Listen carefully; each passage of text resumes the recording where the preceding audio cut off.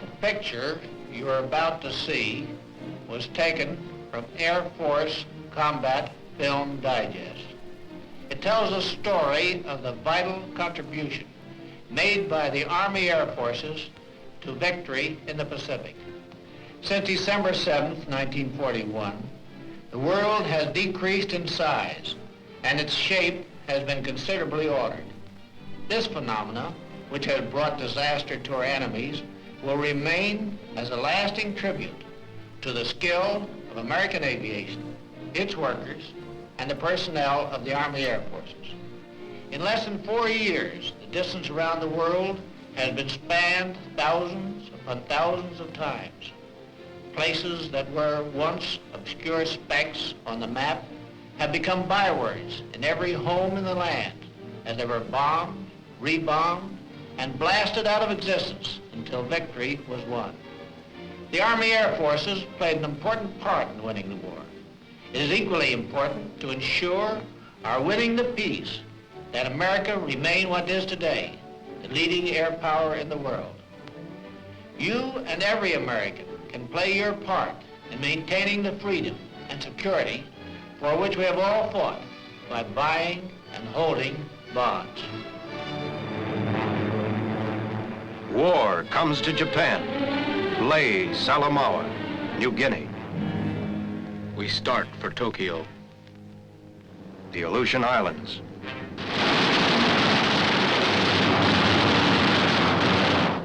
We start from another direction.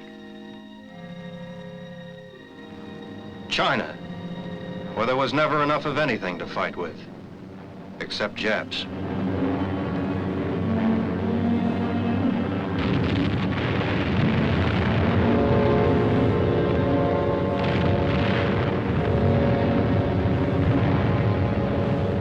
We kept trying. Just another one of 100 blobs of land to retake in the Pacific. Wake Island. We got it back. Burma, penetrated by the airborne infantry of every nation. Practically nothing stopped us. On the road to the Philippines, Hollandia. Obscure names on the map of the world that were blasted out of existence.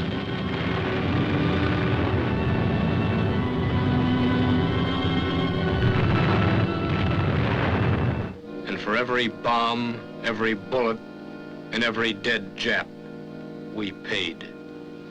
We paid for a global war under conditions that hardly seem possible now. We paid with endless supplies and materiel. And our men fought and sweated and labored endlessly to advance the bomber line. That was the watchword in the Pacific. To advance the bomber line. To advance the bomber line to Tokyo. Not just from the dank malarial-infested jungles, but from the ice and snow and solitude of the north. Advance the bomber line. Get the planes in the air. Destroy the Japs. American supplies from a nation mobilized for war. Supplies of every size, shape, and description. Supplies destined for China after being shipped halfway around the world. Supplies for a global war, flown to their final destination by the Army Air Forces. This was more than a fight against the Japs. It was a fight against time and the elements. But finally, all over the Pacific and the Far East, our time began to arrive. The supply line that stretched halfway around the world served its purpose. From the airstrips that had been hacked out of the jungles, the Army Air Forces gave the infantry the one thing they lacked for so long: air-ground support. Fighter aircraft swooped down to destroy the enemy.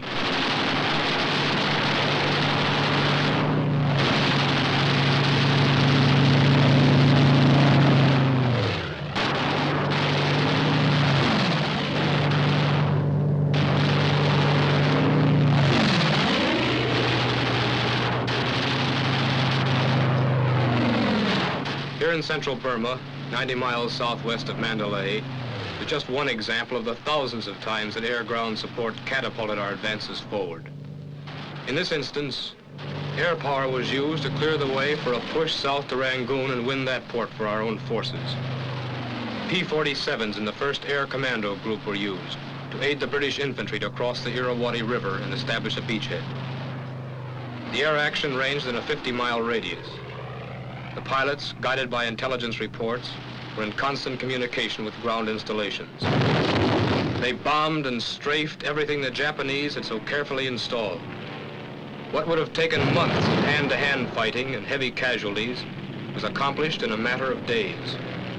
And even as this beachhead was consolidated, it was clear that the British-American air-ground coordination would push the Japs out of Burma. This is an emergency hospital located 7 miles behind the front lines in northern Burma. General Stilwell watches as Chinese casualties are brought in to be treated by Lieutenant Colonel Gordon Seagrave, the famous Burma surgeon, and his staff of Army doctors and Burmese nurses. Because of the constant presence of snipers, most of the wounded were brought in during the night. They made the 7-mile trip from the front lines over jungle trails in crude man-carried litters.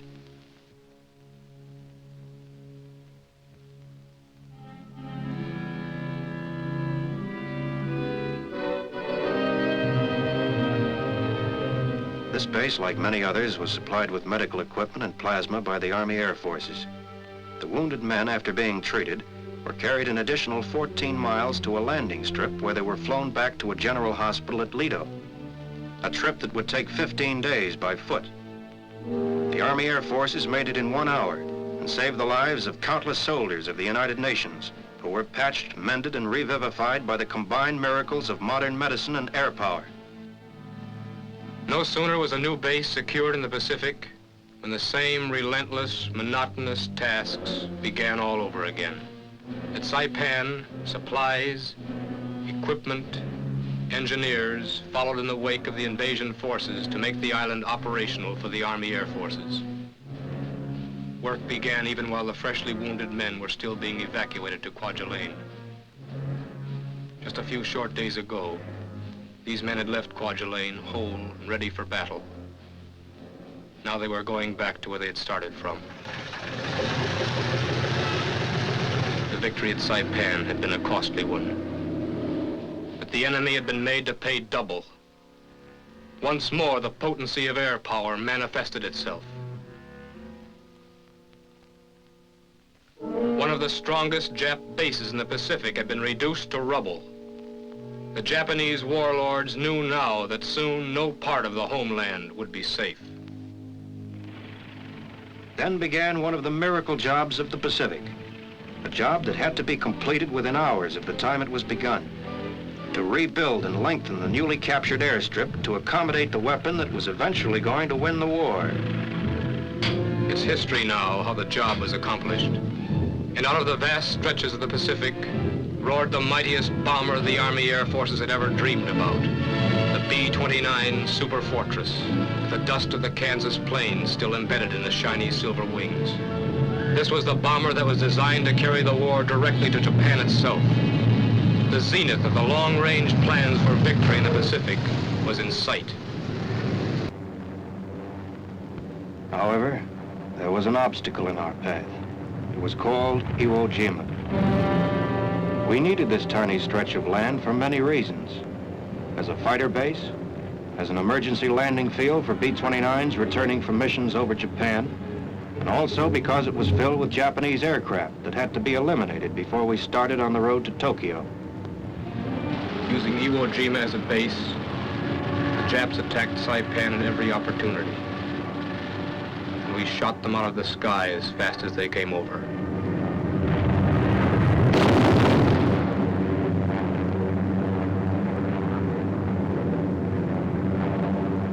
They hit us, too. Hit men. The painstakingly built airfield. And B-29s.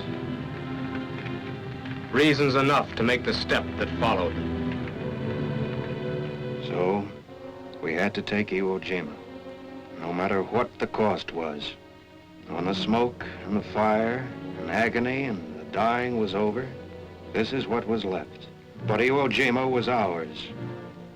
The fighter planes on its airstrip were ours. And the B-29s had their emergency landing field. The road to Tokyo was wide open. Guadalcanal, New Guinea, Rabaul, and Tarawa were left behind now as the Army Air Forces began to systematically destroy vital targets of the stolen Japanese Empire.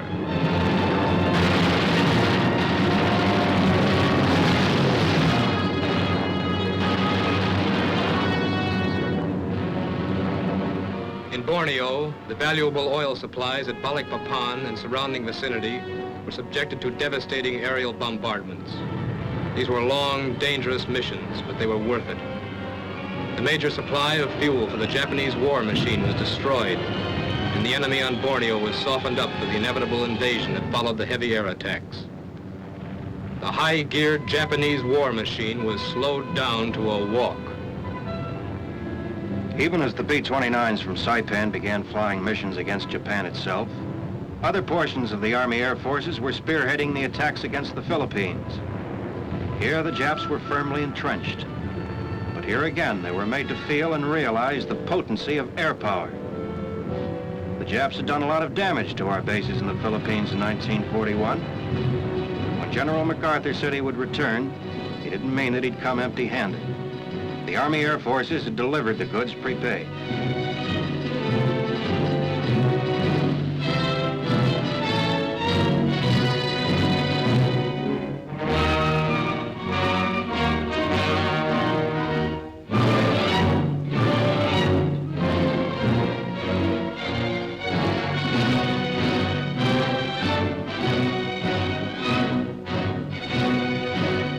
The recapture of the Philippines and the liberation of its long-suffering people is just part of the archives now. And General Douglas MacArthur has reached his goal to avenge Bataan and Corregidor. There was still another base we paid to secure. Okinawa.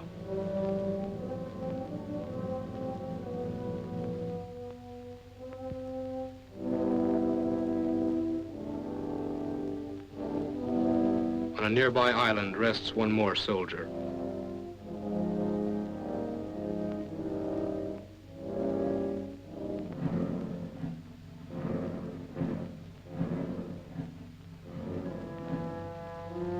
But Okinawa, too, was soon operational. General Doolittle arrived from the European theater and assumed command of the redeployed 8th Air Force. The stage was set, and General Arnold, commander of the Army Air Forces, flew to a far eastern base to discuss the knockout blow with Generals Kenny and Whitehead. The bomber line had advanced to Tokyo at last. And what a bomber line. 400 plane raids. 500. 600. 1,000. The island hopping, the naval battles, the hand-to-hand fighting of the Marines and infantry were all paying off at once. Japanese aircraft production was reduced 50% within a space of weeks. Japanese shipping was slashed to shreds, and their war plants were systematically eliminated. The superfortresses rained a constant stream of destruction and were accompanied on their missions by strong fighter escorts to protect them.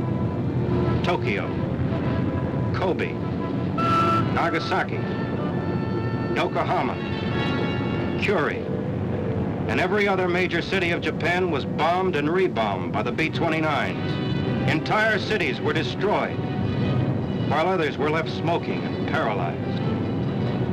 Millions of Japanese were forced to flee. In these final days of the war, air power and air power alone was bringing a nation to its knees. It remained for air power and air power alone to finish the job. One day, August 5th, 1945, one B-29 left on a special mission. One airplane that represented the people of the United Nations and the millions who had lost their lives. One airplane that represented millions of man-hours of labor and billions of dollars of American money. That airplane carried the atomic bomb. Its destination was Hiroshima.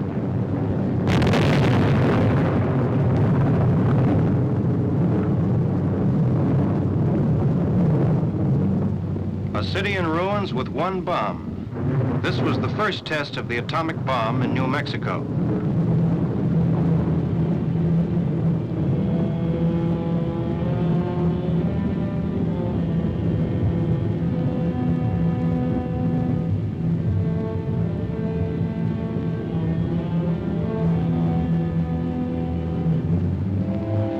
Nagasaki destroyed a few days later with a second atomic bomb, so much more powerful that the first one was already obsolete. On August 14th, 1945, the Pacific War was over. Japan surrendered unconditionally, simply by pressure from a distance.